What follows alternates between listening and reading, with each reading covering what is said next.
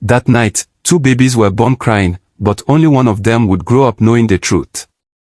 Let me take you back to a night when the rain fell like tears from heaven itself. A night when the sky turned black, darker than it had ever been.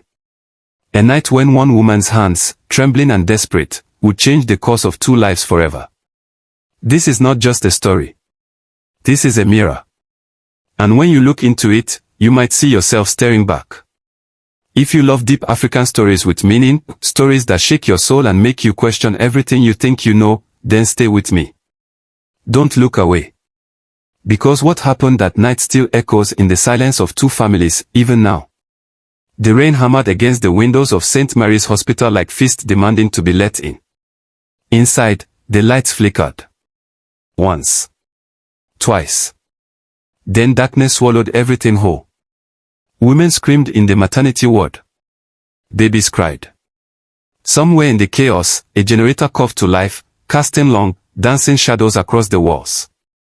And in that half-darkness, standing between 2 cribs, was Nurse Amara. Her hands were shaking. Her heart was breaking. And in her mind, a terrible thought was being born. Let me tell you about the 2 families whose worlds collided that night. Family A was poor. Not the kind of poor that asks for help. The kind of poor that suffers in silence. The husband, Chike, worked 3 jobs, construction by day, security at night, and anything in between just to survive. His wife, Adana, had prayed for a child for 7 years. 7 long years of empty arms and whispered questions, why not me? What did I do wrong? But that night, God finally answered. Their baby boy was born at 11:47 p.m. Small, but perfect. With lungs so strong, his first cry echoed through the corridors like a song of victory. Adana wept. Not from pain. From joy so deep it felt like drowning in light. We will name him Chinedu, she whispered, holding him close. God has given. Across the hall, in a private room with flowers already delivered, Family B welcomed their son at 11:52 p.m. Mr. Okofor was a man of influence. A businessman whose name opened doors and closed mouths. His wife, Ifioma, had delivered through complications, bleeding, panic, doctors running. But the baby survived. He was bigger. Stronger. With a small birthmark on his left shoulder that looked like a crescent moon. Mr. Okofor held his son and smiled the smile of a man who always gets what he wants. This boy will inherit everything I have built, he said, his voice thick with pride. He will never know struggle. But destiny has a way of laughing at the plans of men. Now let me tell you about Nurse Amara. She had worked at St. Mary's for 12 years. 12 years of night shifts and double duties. 12 years of watching wealthy families receive what poor families prayed for. 12 years of barely surviving on a salary that couldn't even cover her daughter's hospital bills. Yes.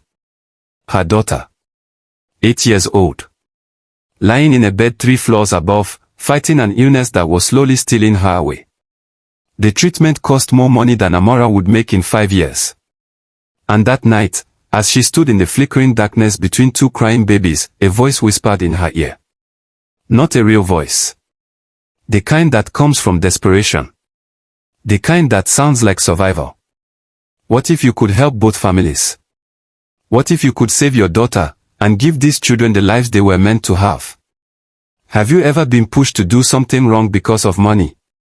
Have you ever stood at the edge of a choice so terrible that both sides felt like falling? Comment below if you've ever felt trapped between what's right and what's necessary. The power went out completely at 12:14 a.m.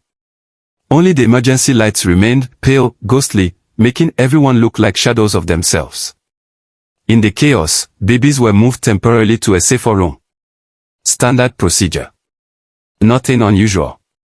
Except Nurse Amara was alone with them. Just her. 2 crying infants. And a decision forming in her mind like a storm cloud. She had overheard the doctors earlier. The Okofor baby is strong. Good weight. No complications. The other one, will watch him closely. Premature parents sometimes struggle with medical costs. Those words planted a seed. What if the poor family's baby had the resources of the rich family? What if the rich family's baby learned humility through struggle? What if? But there was something else. A phone call earlier that evening. Mr. Okofor's assistant. A quiet conversation. An envelope left at the nurse's station. For your troubles, the assistant had said. Mr. Okofor takes care of those who take care of him. Inside the envelope, enough money to save her daughter's life. And a business card with a single sentence, discretion is appreciated. Nurse Amora's hands trembled as she stood over the two cribs.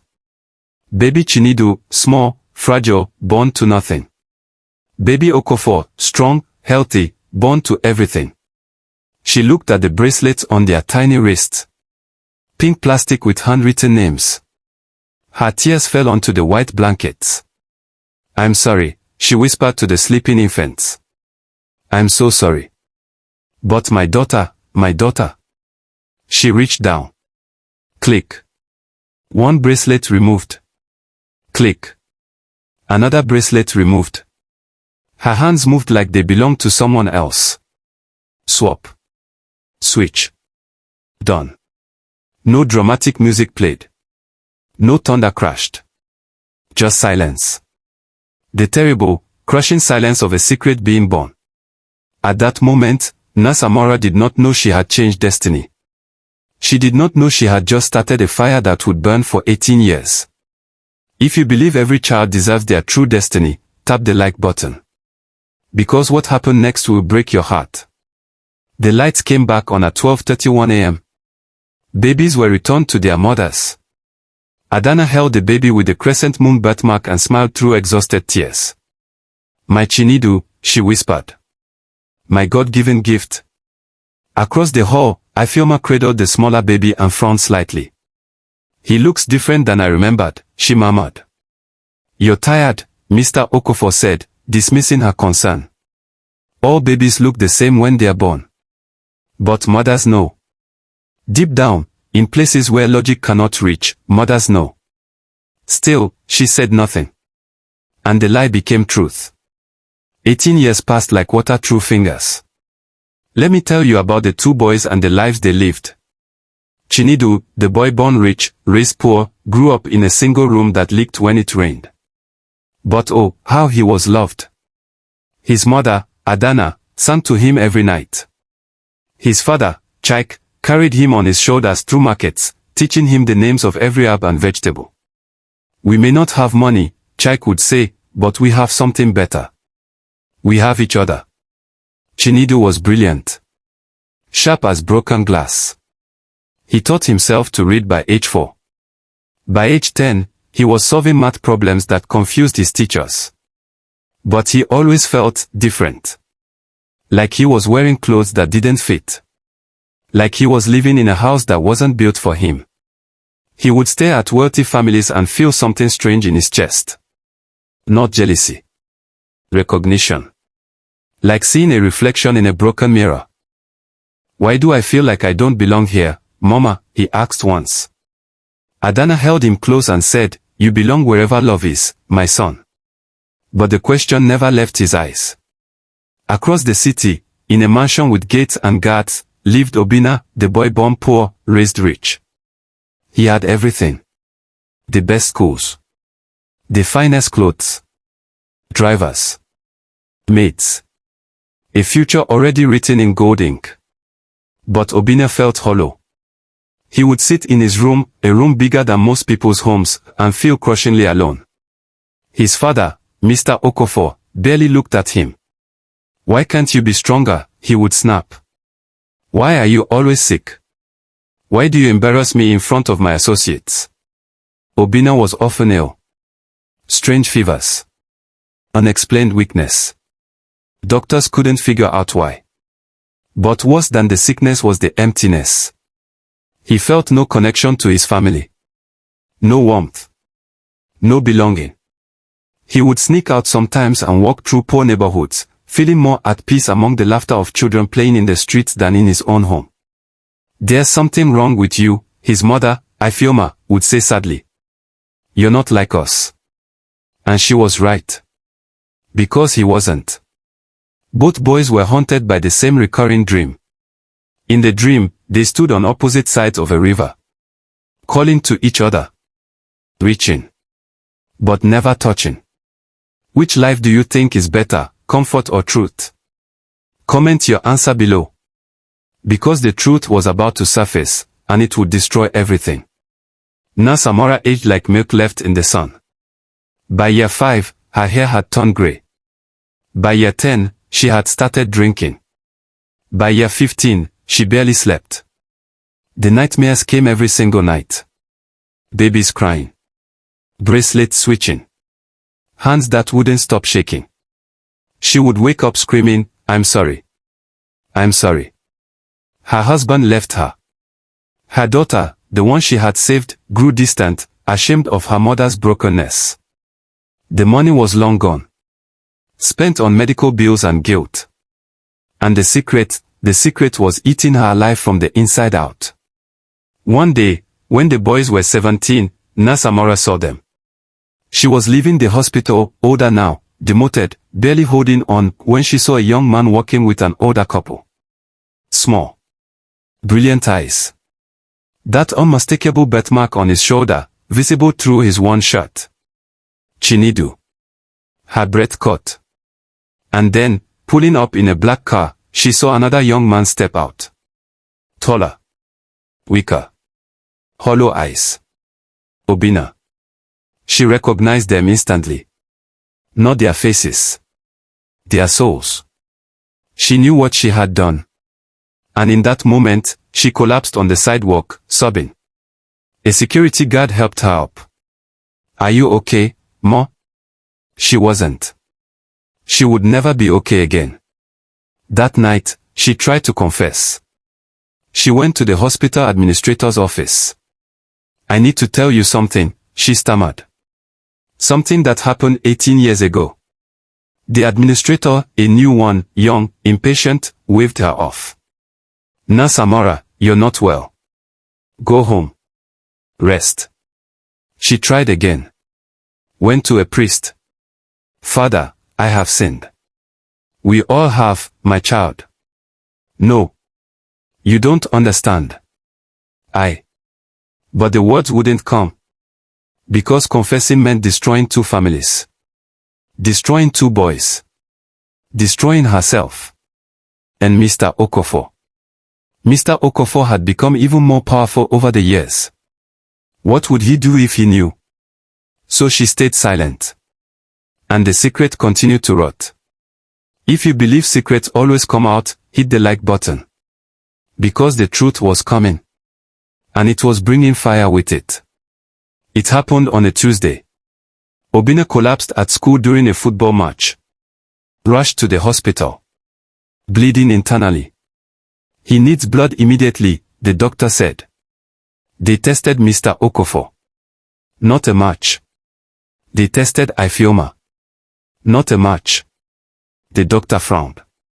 "That's unusual. Let's run it again." Same result. "I don't understand," the doctor said slowly. "Neither of you is compatible." "Which means?" The room went cold.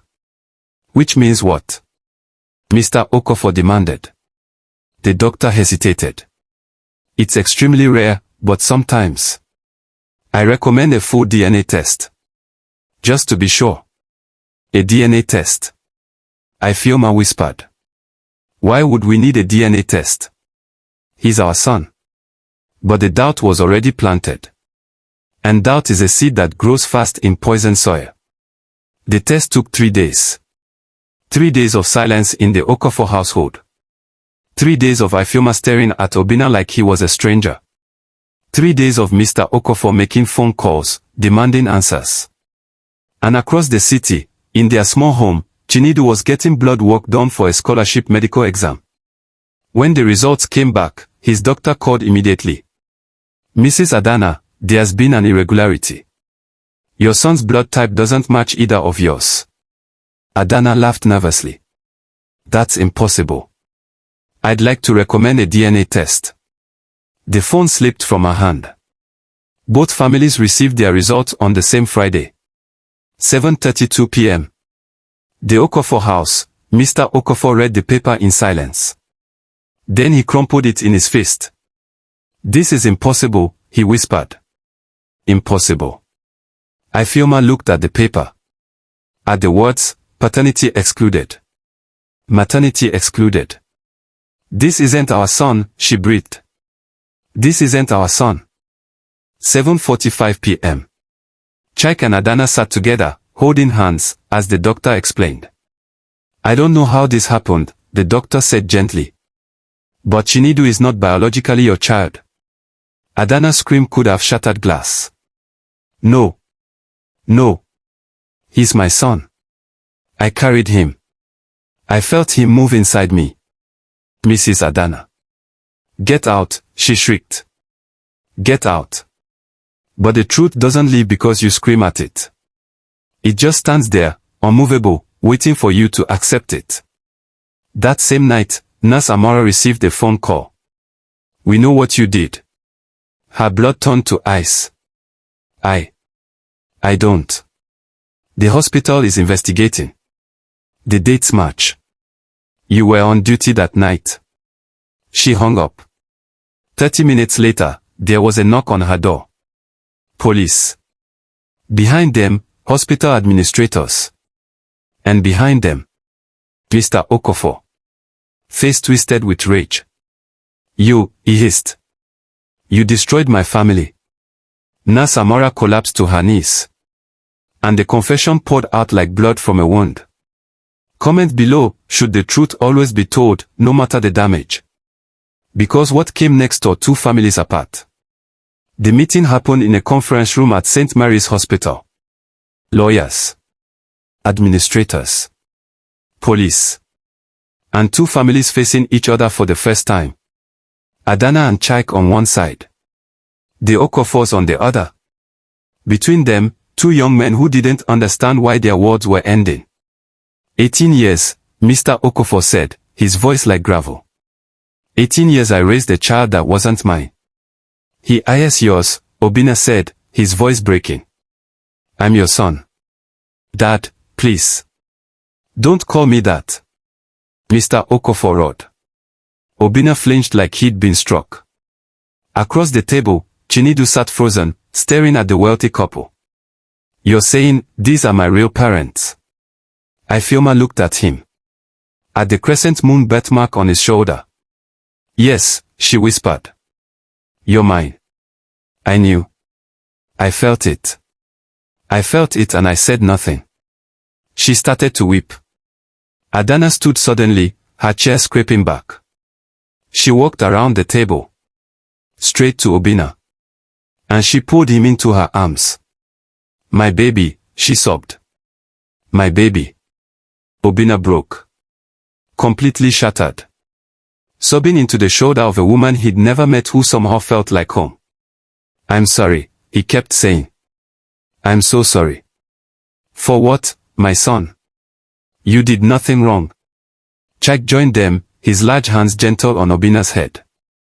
You're ours, he said simply. You've always been ours. Mr. Okafor watched this and felt something crack inside his chest.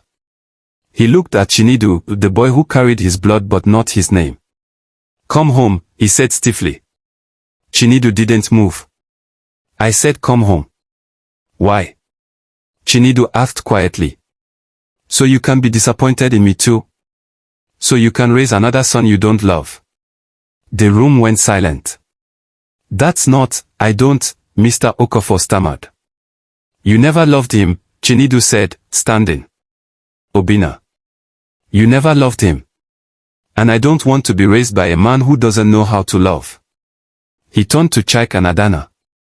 These people raised your blood son with more love than you showed your own. Then he walked out. Ifeoma ran after him. Wait. Please. Chinedu stopped in the hallway. She caught up to him, breathless. I know we failed him, she said. I know we failed you. But please, let me try. Let me be your mother. Chinedu looked at her. Really looked at her. And he saw his own eyes staring back. I don't know you, he said quietly. I know. But you could. The weeks that followed were chaos. The hospital faced lawsuits. Nurse Amara was arrested. The media swarmed. Headlines screamed, "Baby switched at birth, a mother's nightmare." But the real story wasn't in the headlines. It was in the quiet moments. Obinna, sitting with Adana as she taught him to cook jollof rice. Chinedu, having awkward dinners with the Okafors, trying to find common ground. Two families broken and trying to heal. Two boys caught between blood and love. If justice matters to you, like this video right now. Because justice was about to be served, but not the way anyone expected.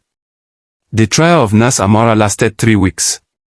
She stood in the courtroom, small and broken, as lawyers tore her apart. Did you or did you not accept money to switch those babies? Yes. But I didn't know it was for that. I thought. Did you or did you not deliberately swap the hospital bracelets? Yes. Why? She looked up, tears streaming. Because I was desperate. Because my daughter was dying. Because I convinced myself I was helping. Because I'm weak. Because I'm human. Because I failed. The courtroom was silent. Then Adana stood. I forgive you. Every head turned. What? The judge said. I forgive her, Adana repeated, her voice steady. What she did was wrong. Terrible. Unforgivable. But if I've learned anything from this nightmare, it's that love isn't in blood. It's in sacrifice. And she sacrificed everything, including her soul, to save her child. She walked to the stand. Looked Nurse Amara in the eyes. I forgive you. And I pray you forgive yourself. Nurse Amara collapsed, sobbing. The judge gave her 10 years. But Mr. Okofor's lawyers appealed. They wanted more. They wanted life. But then something unexpected happened. Obinna stood up. Your Honor, I'd like to speak. I'm the son who was raised rich, Obinna said, his voice soft but clear. I'm the one who was supposed to have everything. And I was miserable. Sick. Alone. Empty. He looked at Chaik and Adana. But these people, these poor people, they showed me what wealth really is. It's not money. It's not power. It's being seen. Being valued. Being loved. He turned to Mr. Okofor. You gave me everything except yourself, Dad. And that's the one thing I needed. Mr. Okofor's face crumbled. Then what was it all for, he whispered. Everything I built, who was I building it for? I don't know, Obinna said gently. But it's not too late to find out. The trial ended. Nurse Amara served 6 years, released early for good behavior. She never practiced nursing again. But she started a foundation, counseling healthcare workers facing impossible choices. Helping them before desperation made them do something unforgivable. And the families? They did something no one expected. They merged. Not legally. Not officially. But in the way that matters. Chinedu spent weekends with the Okafors, learning to navigate wealth with humility. Obinna lived with Chaik and Adana, learning to find joy in simplicity. Birthdays were celebrated together. Holidays shared. Two families, broken and blended, becoming something new. Mr. Okofor changed. Slowly. He started coming home earlier. Talking more. Listening. One day, he pulled Obinna aside. I'm sorry, he said, his voice rough. I'm sorry I didn't see you. I'm sorry I made you feel worthless. I'm sorry. Obinna hugged him. And Mr. Okofor cried for the first time in 30 years. Ifeoma and Chinedu took longer. But one afternoon, she asked him, will you teach me about your life? About who you became without me? And Chinedu said, if you teach me about who I could have been with you. So they did. Slowly. Carefully. Building a bridge over 18 years of absence. 5 years later, both young men graduated university. Obina became a doctor. Chinedu became a human rights lawyer. At the ceremony, both families sat together. Chike, Adana, Mr. Okafor, Ifeoma. 4 parents for 2 sons. We are family, Adana said simply when someone asked how they made it work. The strangest family you've ever seen, Chike added with a laugh. But family, Ifeoma finished softly. And that was the truth. I leave you with this. Blood may decide where you are born, but love decides who you become. The night those babies were swapped, destiny was rewritten. But not destroyed. Because in the end, both boys got something rare, they got to be loved by 2 families. They got to see that identity isn't biology. It's choice. It's sacrifice. It's showing up every day and choosing to care. Na Samora lived another 20 years. At her funeral, both families came. And on her gravestone, they wrote, "She made a terrible choice. She lived with it. She tried to make it right. Not forgiveness. Not condemnation. Just truth." Now I have a question for you. If you were Na Samora, standing in that dark hospital with 2 babies and an impossible choice, what would you have done? If you were Mr. Okafor, learning the son you raised wasn't yours, would you have turned him away or held him closer? If you were Adana, facing the woman who stole your child, could you have forgiven? Drop your answers in the comments. I read them all. If this story moved you, if it made you think, made you feel, made you question, then hit that subscribe button. Because I tell stories like this. Stories from the soil of Africa. Stories that don't have easy answers. Stories that hold a mirror up to your soul and ask, who are you when no one's watching? Share this with someone who needs to hear it. And remember, every choice we make echoes in eternity. What echoes will you leave behind? Thank you for staying until the end. Now go. Live. Love. Choose wisely. And I'll see you in the next story.